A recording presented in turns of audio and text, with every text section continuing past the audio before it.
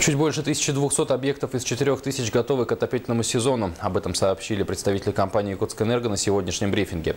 Между тем, долги управляющих компаний неуклонно растут. Общая задолженность ТСЖ и УК сегодня составляет более 400 миллионов рублей. По словам директора «Энергосбыта» Натальи Михеевой, долги формируют не собственники, а управляющие компании. Также на встрече заместитель генерального директора «Якутскэнерго» Сергей Гаврилов сообщил, что тепло будет подаваться несмотря на задолженность компаний, но при условии готовности домов к отопительному сезону. Напомним, справку о готовности получила лишь малая часть жилфонда, чуть менее 32%.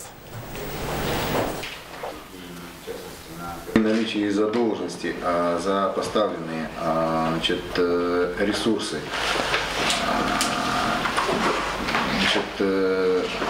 мы уведомляем управляющие компании об этом. Однако рычагов по неподключению потребителя за именно это у нас на сегодняшний день нет. Мы можем не подключить, если потребитель не готов к началу отопительного сезона и имеет отклонение по техническим параметрам.